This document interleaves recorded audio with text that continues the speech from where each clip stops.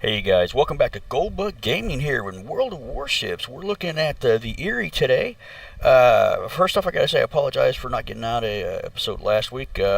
We had some technical difficulties there with sound and video. It was really choppy, sluggish responding. So I want to make sure we get you guys the best content possible. Kind of went through things, hashed it out, did some trial and error, and got it all squared away for this episode here.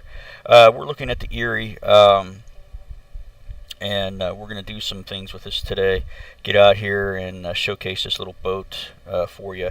It's got 4 main guns, pretty decent armor. It can take a little bit of a beating. And again, we were going over this earlier, and this is probably the last time I mentioned this, but these ships shouldn't be seen after, I would say, Tier 4, and that's really pushing it.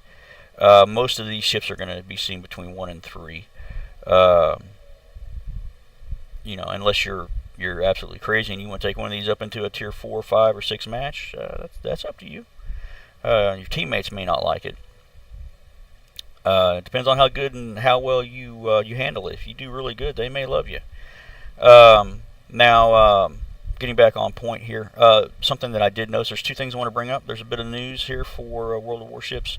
It's a little bit late breaking, but one is the Lucky A has been released. And that's a ship that's near and dear to me. It was one of the first battleships that I ever created. It was, I think it was the Revell model line when I was just a kid. I was just a kiddo when I made that battleship. And I love that battleship to death. I love everything that goes with it. The history, it's just a great ship. I'll showcase that later on when we get that. Right now, I don't know how you guys feel about streaming premium content. What I want to do is start with the lower tiers, work myself up, pull myself up by the bootstraps, as they say. The second piece of news is that we're showcasing the British and the UK and the American side, the US side of the ships. But if you guys want to see the other part of the conflict, I totally understand that. And I was thinking about this today, about what nationality would we like to see? Would we like to see, Japan, USSR, Germany? So, along with, if you guys love this content, like and subscribe, and in the comments, let me know what nationality would you like to see brought into, the group here, and we'll do these a little bit over time, and we'll showcase them all. As we get time, but I want to give you guys the option here to pick what nationality we'd like to see next, and I'll bring that to you as well. And also, France is due out soon. That will be interesting. Have a quick look at that. It is coming soon. They have a lot of different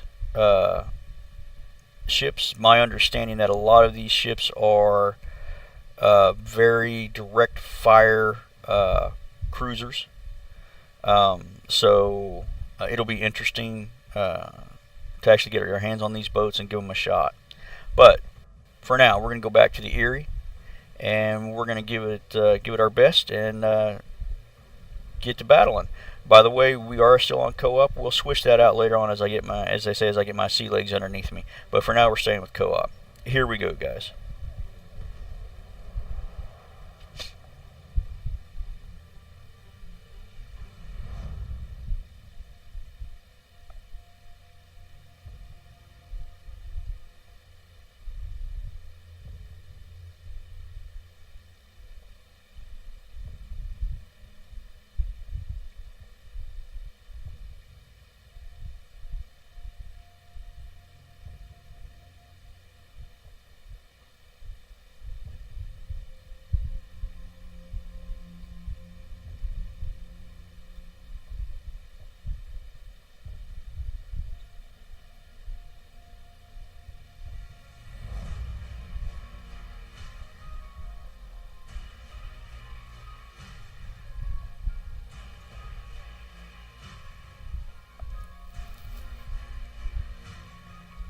Alright, looks like we're in the islands today is the map. Go ahead and get that up to full. This isn't a bad map. I believe I was on this map with the Black Swan.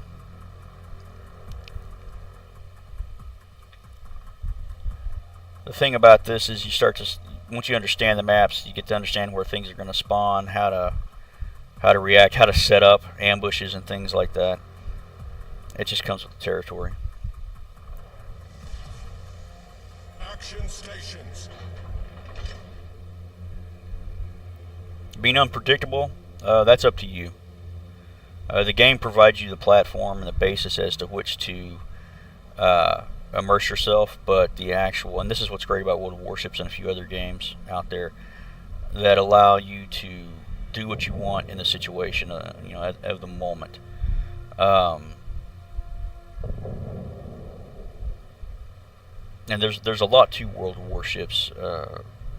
I mean, at its base level, you can sit there and say that it is an arcade shooter about, you know, just like Worms. Arcing fire. You can do direct fire, you know, if the situation calls for it. But I'm going to show you guys a technique that I use. It's called range finding. Now, it's not the true range finding, but it's my version of it. What you do is when you see a ship, you fire one shot out. See where that goes. Alright.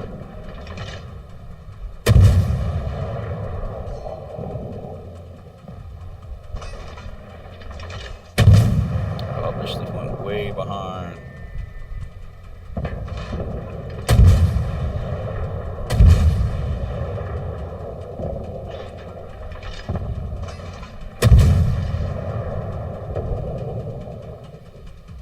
Okay, so we shore up a little bit.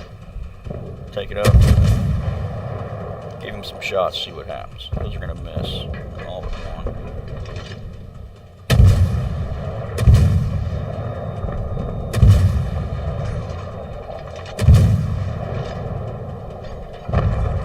First kill. There we go. However, our buddy seems to be in a little bit of trouble, so we're going to help him out a little bit.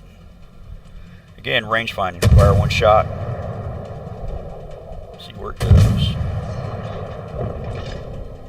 Wow.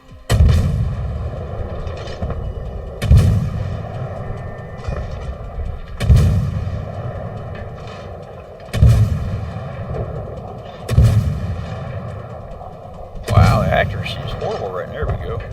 That's why you range find.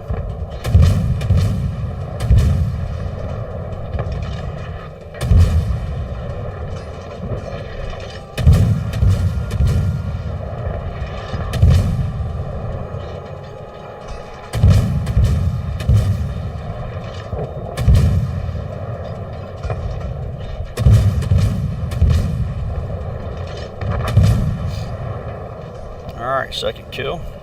Not a bad payday so far. So move on up. We got this end completely secured. No more enemies left over here.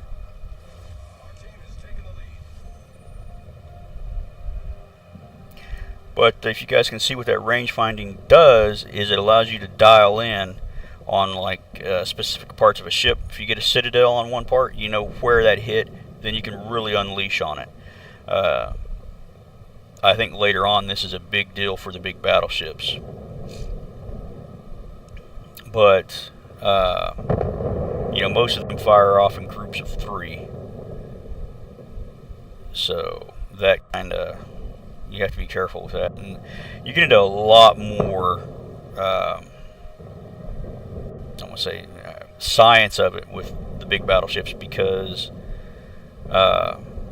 trajectory, arc, all of it, speed of your target, your speed, it all comes into play at that point.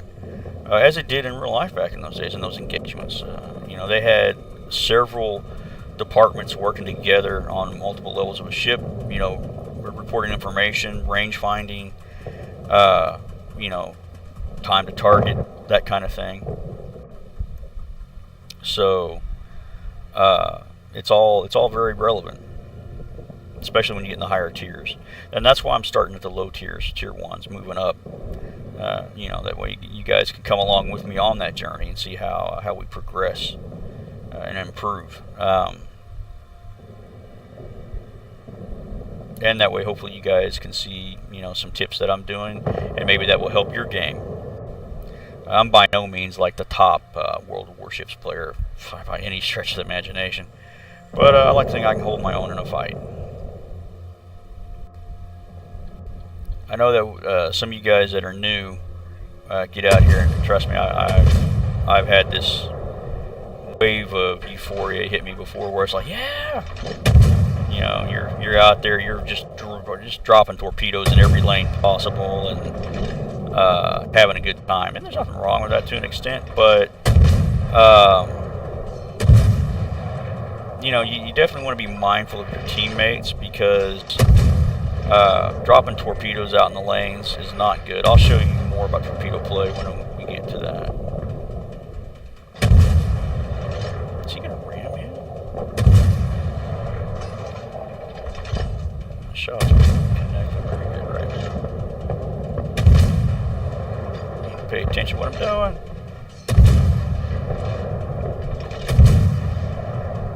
Oh, he turned into that one. That's his own fault. There he goes, in the game.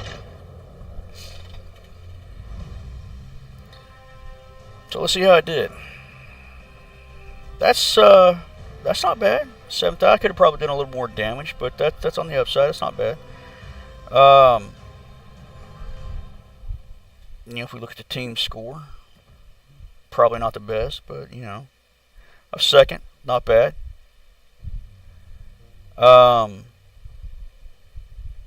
That's good enough for me.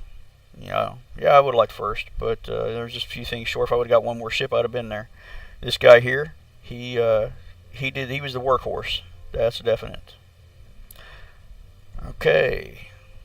Well, guys, I want to say thank you for joining me here on Goldbug Gaming today, especially with the Erie and showcasing it and discussing some news about the game and possible improvements as far as what nationality we want to choose. So you guys just drop your comments down there about what you'd like to see, and we'll be the one with the most comments is the one that we'll be playing.